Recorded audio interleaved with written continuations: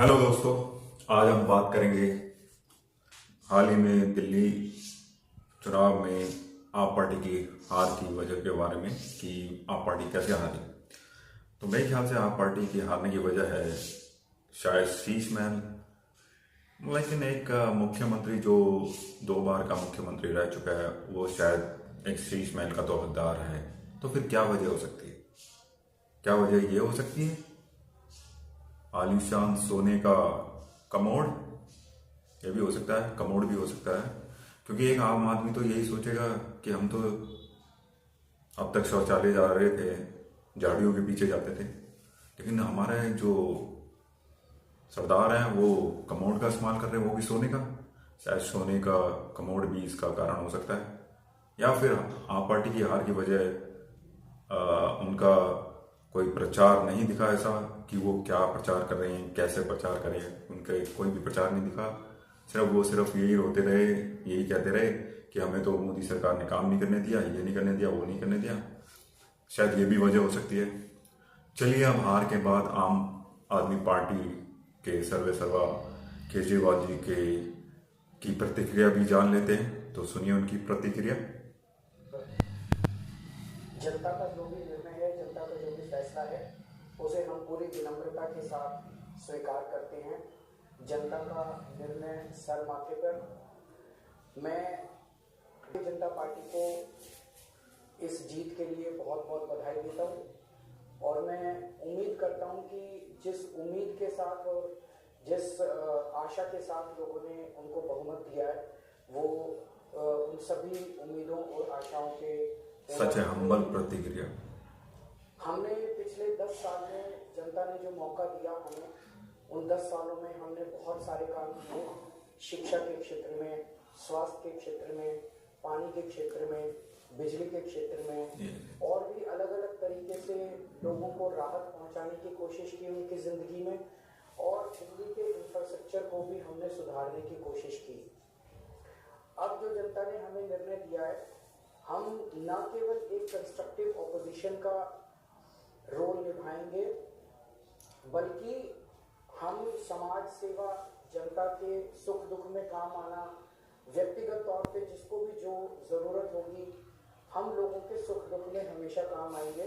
क्योंकि हम राजनीति में कोई सत्ता के लिए नहीं आए, हम राजनीति को एक जरिया मानते हैं जिसके जरिए जनता की सेवा की जा सके, जिसके जरिए लोगों के सुख दुख में काम आया जा सके। चलिए, तो केजरीवाल जी की प्रतिक्रिया थी कि उन्होंने हम्बली तरीके से माना कि उन्होंने अपनी पराजय स्वीकार की और जनता के आदेश को सर माथे रखा, जैसा कि वो कह रहे हैं। ये तो हम्बल थी। चलो, अच्छी बात है। नहीं तो पहले ये कह रहे थे कि फर्जी वोट पड़े हैं इतने सारे, जिसकी वजह से आप पार्टी हारेगी।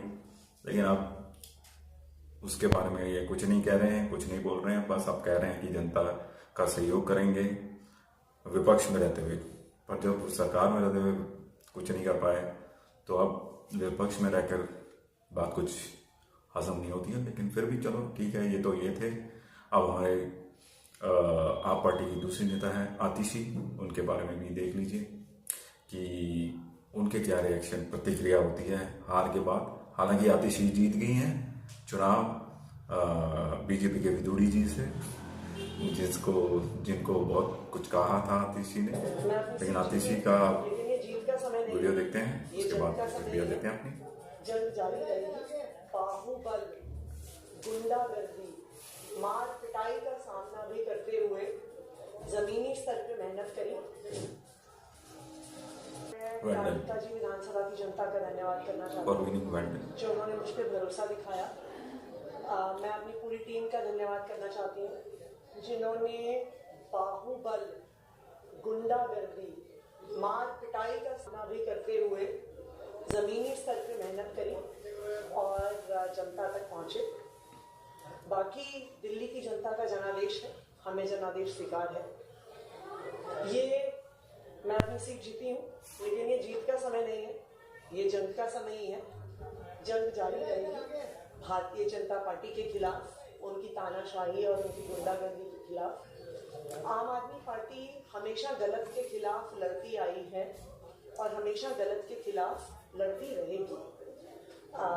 ये ज़रूर एक सेटबैक है, लेकिन आम आदमी पार्टी का संघर्ष दिल्ली के लोगों के लिए, देश के लोगों के लिए कभी खत्म नहीं होगा। थी आतिशी जी, जो कि जीत के बाद गदगद तो हैं, ये तो जीत भी गई हैं, केजरीवाल जी जीत नहीं पाए। पर अब मुझे क्या लग रहा है कि कहीं आतिशी बीजेपी में ना चली जाए, जैसे आम आदमी पार्टी से शाहजी अलवी जी बीजेपी में चली गई। कुछ कहा नहीं जा सकता है, क्योंकि अब आप आदमी पार्टी की इतनी तो कुछ पावर रह नहीं गई कि वो कुछ बोलें कुछ करें। तो इससे अच्छा है बीजेपी में ही चले जाओ, है ना। ये भी हो सकता है, चलो ये तो आने वाला वक्त बताएगा क्या होगा। अब एक और शख्स है हमारे संजय सिंह जी, उनकी भी प्रतिक्रिया देख लीजिए, फिर बोलेंगे उनके बारे में भी। ये देखिए, हमारे 7 ऐसे विधायक जो आम आदमी पार्टी के सिंबल के चुनाव लड़े, उनको संपर्क किया गया, 15-15 करोड़ रुपए का ऑफर दिया गया और ऑपरेशन लोटस चला के तोड़फोड़ करके दिल्ली में चुनाव का परिणाम आने से पहले भारतीय जनता पार्टी ये खेल करना शुरू कर चुकी है।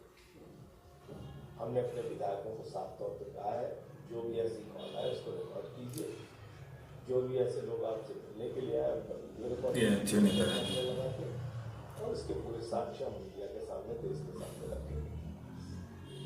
दिक्कत क्या है कि बीजेपी ये सोचती है कि वो हर राज्य में इसी तरह का हथकंडा अपना के चुनाव जीते ना जीते सरकार बना ली। दिल्ली में ये सब होने वाला नहीं है, पूरी तरीके से बीजेपी हार।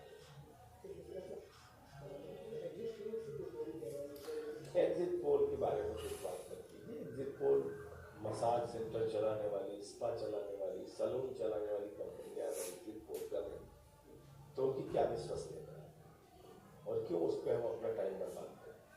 8 तारीख का इंतजार कीजिए, परिणाम आम आदमी पार्टी के पक्ष में आएगा, प्रचंड बहुमत से आम आदमी पार्टी की सरकार आएगी।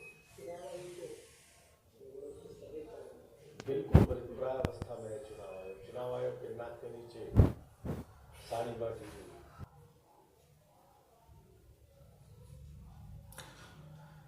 तो ये थे संजय सिंह जी।